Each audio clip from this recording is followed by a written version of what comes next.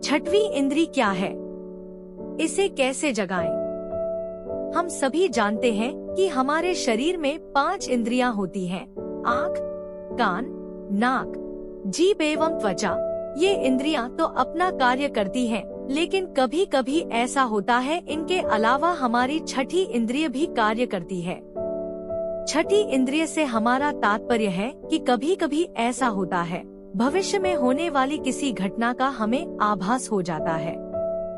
माध्यम कुछ भी हो सकता है, या तो स्वप्न के द्वारा उसकी जानकारी दे दी जाती है, या फिर मन में अपने आप कुछ ऐसे ख्यालात आना शुरू हो जाते हैं।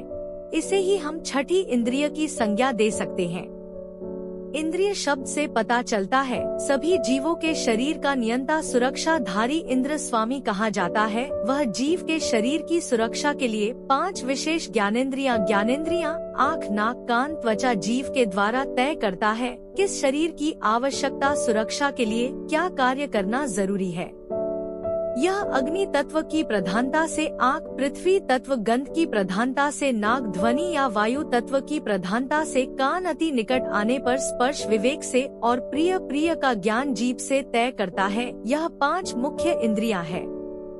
अब चर्चा छठी इंद्रिय की अक्सर देखा जाता है जब कभी इन 5 इंद्रियों में से 1-2 इंद्रियां जब क्षतिग्रस्त या क्षमताहीन हो जाती हैं। मस्तिष्क के भीतर कपाल के नीचे एक छिद्र है, उसे ब्रह्मरंध्र कहते हैं। वहीं से सुषुम्ना रीढ़ से होती हुई मूलाधार तक गई है। सुषुम्ना नाड़ी जुड़ी है सहस्राकार से। इड़ा नाड़ी शरीर के बाईं तरफ स्थित है तथा पिंगला नाड़ी दाईं तरफ, अर्थात इड़ा नाड़ी में चंद्र स्वर और पिंगला नाड़ी में सूर्य स्वर स्थित रहता है। सुषुम्ना मध्य में स्थित है, इसलिए जब हमारे दोनों स्वर चलते हैं तो माना जाता है कि सुषुम्ना नाड़ी सक्रिय है। इस सक्रियता से ही सिक्स्थ सेंस जागृत होता है।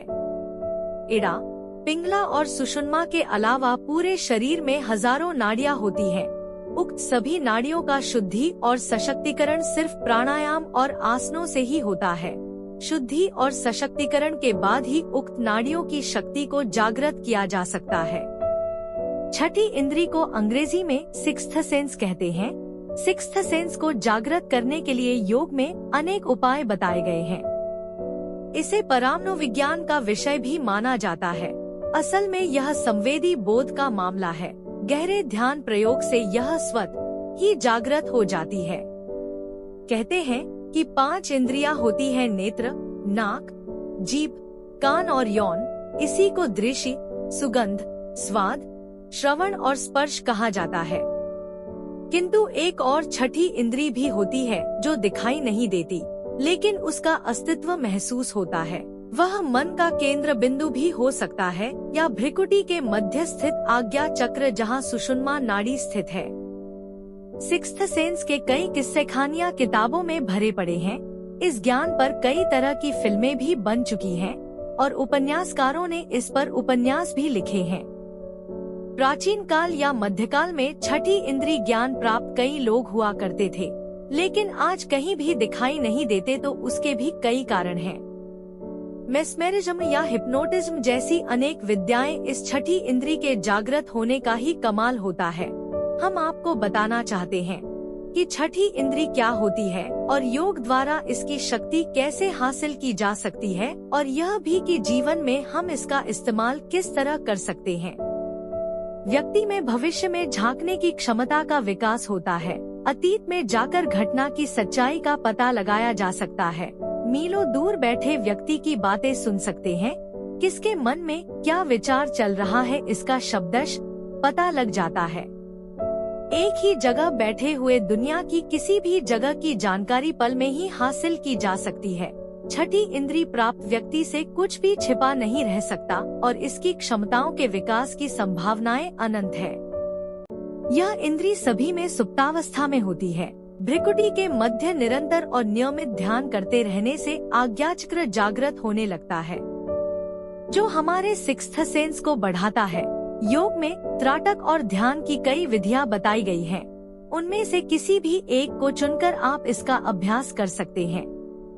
अभ्यास के लिए सर्वप्रथम जरूरी है साफ और स्वच्छ वातावरण, जहां फेफड़ों में ताजी हवा भरी जा सके, अन्यथा आगे नहीं बढ़ा जा सकता। शहर का वातावरण कुछ भी लाभदायक नहीं है, क्योंकि उसमें शोर, धूल, धुएं के अलावा जहरीले पदार्थ और कार्बन डाइऑक्साइड निरंतर आपके शरीर और मन का क्षरण करती रहती है। 0193 वैज्ञानिक कहते हैं कि दिमाग का सिर्फ 15 से 20% हिस्सा ही काम करता है। हम ऐसे पोषक तत्व ग्रहण नहीं करते जो मस्तिष्क को लाभ पहुंचा सकें, तब प्राणायाम ही एकमात्र उपाय बच जाता है। इसके लिए सर्वप्रथम जागृत करना चाहिए समस्त वायुकोशों को।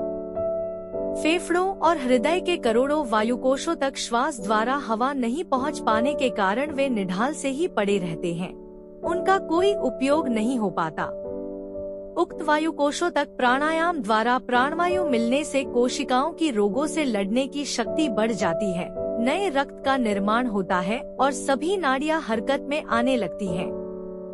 छोटे छोटे नए टिश्यू बनने लगते हैं, उनकी वजह से चमड़ी और त्वचा में निखार और तरोताजापन आने लगता है। तो सभी तरह के प्राणायाम को नियमित करना आवश्यक है। भ्रिकुटी पर ध्यान लगाकर निरंतर मध्य स्थित अंधेरे को देखते रहें और यह भी जानते रहें कि श्वास अंदर और बाहर हो रही है। मौन ध्यान और साधना मन और शरीर को मजबूत तो करती ही है। मध्य स्थित जो अंधेरा है वही काले से नीला और नीले से सफेद में बदलता जाता है। सभी के साथ अलग अलग परिस्थितियां निर्मित हो सकती है। मौन से मन की क्षमता का विकास होता जाता है, जिससे काल्पनिक शक्ति और आभास करने की क्षमता बढ़ती है। इसी के माध्यम से पूर्वाभास और साथ ही इससे भविष्य के गर्भ में झांकने की क्षमता भी बढ़ती है। यही सिक्स्थ सेंस के विकास की शुरुआत है। अंत में हम कह सकते हैं कि हमारे पीछे कोई चल रहा है या दरवाजे पर कोई खड़ा है, इस बात का हमें आभास होता है। यही आभास होने की क्षमता हमारी छठी इंद्री के होने की सूचना है। जब यह आभास होने की क्षमता बढ़ती है तो पूर्वाभास में बदल जाती है। मन की स्थिरता और उसकी शक्ति ही छठी इंद्री के विकास में सहायक सिद्ध होती है। उम्मीद करते हैं आपको यह वीडियो अच्छी लगी होगी। धन्यवाद आपका। वीडियो पसंद आई हो तो लाइक और शेयर कर दीजिएगा।